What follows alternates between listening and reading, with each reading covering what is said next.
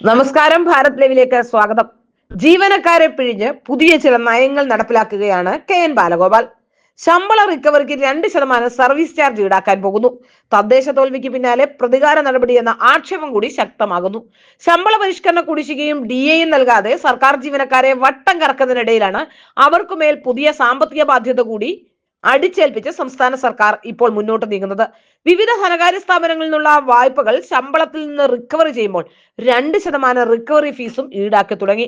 തദ്ദേശ സ്വയംഭരണ തെരഞ്ഞെടുപ്പിലേറ്റ കനത്ത തിരിച്ചടിക്ക് പിന്നാലെ സർക്കാർ ജീവനക്കാരോട് ധനമന്ത്രി കെ.എൻ. ബാലഗോപാൽ കാട്ടുന്ന പ്രതികാര നടപടിയാണെന്ന് ജീവനക്കാരുടെ സംഘടനകളും ആരോപിക്കുന്നു. വായ്പാ തിരിച്ചടവ് മുടങ്ങുന്ന സാഹചര്യത്തിൽ ബാങ്കുകളോ മറ്റ് ധനകാര്യ സ്ഥാപനങ്ങളോ ആവശ്യപ്പെട്ടാൽ ജീവനക്കാരന്റെ ശമ്പളത്തിൽ നിന്ന് തുക പിടിച്ചെടുത്ത് നൽകാറുണ്ട്. ഇതിനാണ് സർക്കാർ ഇപ്പോൾ 2% സർവീസ് ചാർജ് ഏർപ്പെടുത്തിയിരിക്കുന്നത്. ഉദാഹരണത്തിന് ഒരു ജീവനക്കാരന്റെ ശമ്പളത്തിൽ നിന്ന് 10,000 രൂപയാണ് വായ്പ ഇനത്തിൽ പിടിച്ചെടുക്കുന്നതെങ്കിൽ ഇനി മുതൽ സ്പാർക്ക് സോഫ്റ്റ്വെയർ വഴി 10,200 രൂപ ഈടാക്കും. ഇതിലധികം വരുന്ന 200 രൂപ സർക്കാർ ഖജനാവിലേക്ക് പോകും.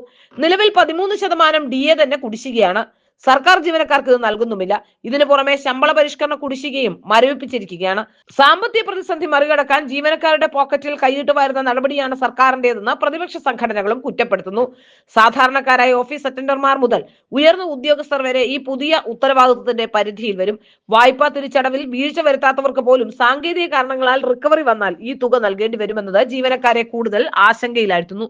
തദ്ദേശ തെരഞ്ഞെടുപ്പിൽ ഏറ്റ കനത്ത തിരിച്ചടിയിൽ നിന്ന് കരകയറാൻ വഴിതേടി പിണറായി സർക്കാർ ഇതിന്റെ ഭാഗമായി വരാനിരിക്കുന്ന നിയമസഭാ തെരഞ്ഞെടുപ്പ് ലക്ഷ്യം വെച്ച് ക്ഷേമ പെൻഷൻ 2,500 രൂപയായി ഉയർത്താൻ സംസ്ഥാന സർക്കാർ തീരുമാനിച്ചു കഴിഞ്ഞു.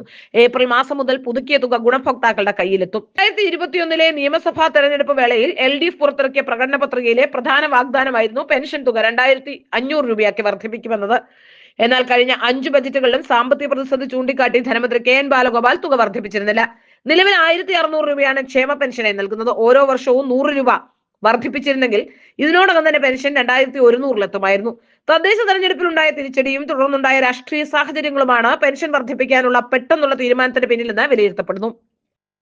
മുമ്പ് തദ്ദേശ തെരഞ്ഞെടുപ്പിന് മുന്നോടിയായി പെൻഷൻ 2,000 രൂപ ഉയർത്താൻ ആലോചിച്ചിരുന്നെങ്കിലും രാഷ്ട്രീയ വിവാദങ്ങൾ തിരിച്ചടിയായി. ജനങ്ങൾ നന്ദികേട് കാണിച്ചു എന്ന M.M. മണിയുടെ പ്രസ്താവനയും മുഖ്യമന്ത്രിയുടെ വീട്ടിൽ നിന്നല്ല ജനങ്ങളുടെ നികുതി പണത്തിൽ നിന്നാണ് പെൻഷൻ നൽകുന്നതെന്ന VD സതീശന്റെ മറുപടിയും വലിയ ചർച്ചയായിരുന്നു. 2026-27 സാമ്പത്തിക വർഷത്തേക്കുള്ള സംസ്ഥാന ബജറ്റ് ജനുവരിയിൽ ധനമന്ത്രി നിയമസഭയിൽ അവതരിപ്പിക്കും.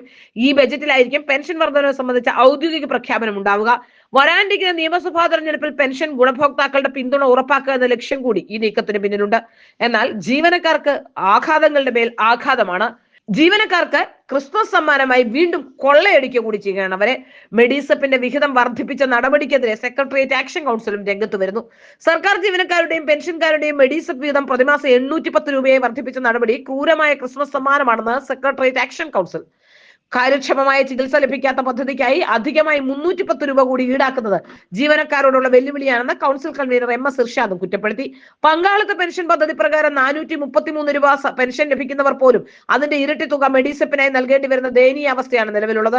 സർവീസ് പെൻഷൻകാർക്ക് ലഭിച്ചിരുന്ന 500 രൂപയുടെ മെഡിക്കൽ അലവൻസ് നിർത്തലാക്കിയാണ് മെഡിസെപ്പ് നടപ്പിലാക്കിയത്. ഇപ്പോൾ വീണ്ടും 310 രൂപ കൂടി പിടിക്കുന്നത് പെൻഷൻ തുക ഗണ്യമായി കുറയാൻ കാരണമാകും. ക്യാഷ്ലെസ് ചികിത്സ ഉറപ്പാക്കാൻ കഴിയാത്ത പദ്ധതിയിൽ നിന്നും പണം ഈടാക്കുന്നത് കരുതലല്ല, മറിച്ച് കവർച്ചയാണെന്ന് ആക്ഷൻ കൗൺസിൽ ആരോപിച്ചിരുന്നു. 3.5 വർഷമായി തുടരുന്ന മെഡിസെപ്പ് പരാതികൾ പരിഹരിക്കാൻ സർക്കാർ തയ്യാറാകുന്നില്ല. ഈ സാഹചര്യത്തിൽ പദ്ധതി ഓപ്ഷനിലാക്കണമെന്നും സർക്കാർ വിഹിതം ഉറപ്പാക്കി അടിയന്തരമായി പരിഹരിക്കണമെന്നും നേതാക്കൾ ആവശ്യപ്പെടുന്നു. ജീവനക്കാർക്ക് ക്രൂരമായ ക്രിസ്മസ് സമ്മാനമാണ് ഇപ്പോൾ നൽകിയതെന്നാണ് സെക്രട്ടേറിയറ്റ് ആക്ഷൻ കൗൺസിൽ ജീവനക്കാരുടെയും പെൻഷൻകാരുടെയും ഒക്കെ സംഘടന പറയുന്നത്. അവരുടെയും മെഡിസെപ്പ് 810 രൂപയായാണ് വർദ്ധിപ്പിച്ചിരിക്കുന്നത്. 3.5 വർഷമായി തുടരുന്ന മെഡിസെപ്പ് ദുരന്തം അങ്ങനെ തുടരുന്ന ജീവനക്കാർക്ക് താങ്ങാനാവില്ലെന്നും ആയിരക്കണക്കിന് പരാതികൾക്ക് പരിഹാരം കാണാൻ ഇനിയും സർക്കാരിനായിട്ടില്ലെന്നും ജീവനക്കാരിൽ നിന്നും വരിസംഖ്യ മുടങ്ങാതെ പിടിച്ച് ചികിത്സ നിഷേധിക്കുന്ന നിരാശാ സംവിധാനത്തിൽ ജീവനക്കാർക്ക് വിശ്വാസമില്ലെന്നും അതിനാൽ പദ്ധതി ഓപ്ഷനിലാക്കണമെന്നും സർക്കാർ വിഹിതം ഉറപ്പുവരുത്തി പദ്ധതി അടിയന്തരമായി പരിഷ്കരിച്ച് ജീവനക്കാർക്ക് ആശ്വാസം പകരാൻ സർക്കാർ തയ്യാറാകണമെന്നും ഒക്കെ secretariat action council convener MS Irshad, Kerala secretariat association secretary എന്നിവരൊക്കെ പ്രതികരിക്കുന്നുണ്ട്. ജീവനക്കാരെ കൊള്ളയടിച്ച് സാധാരണക്കാരന്റെ വോട്ട് നേടിയെടുക്കുക എന്ന പുതിയ തന്ത്രത്തിലേക്കാണോ CPM പോകുന്നതെന്ന സംശയം ബാക്കിയാവുകയാണ്. കഴിഞ്ഞ സർക്കാരിന്റെ കാലത്ത് നൽകിയത് കിറ്റാണെങ്കിൽ ഇത്തവണ ക്ഷേമ പെൻഷനിലൂടെ വലിയൊരു ലാഭമുണ്ടാക്കാൻ കഴിയുമെന്നും വലിയൊരു വിഭാഗത്തിന്റെ വോട്ട് നേടാൻ കഴിയുമെന്ന ഒരു വാദവും ഒക്കെ മുന്നിൽ വെച്ചുകൊണ്ടാണ് അവർ മുന്നോട്ട് നീങ്ങുന്നതെന്നാണ് മനസ്സിലാക്കാൻ സാധിക്കുന്നത്. ഏതായാലും കേരളത്തിലെ ജനങ്ങൾ ഈ തട്ടിപ്പ് മനസ്സിലാക്കിയിരിക്കുന്നു എന്ന് വ്യക്തമാകുന്നതാണ് തദ്ദേശ തെരഞ്ഞെടുപ്പ് ഫലം. അതുതന്നെയാണ് CPM-നെ വല്ലാതെ അലട്ടുന്നതും.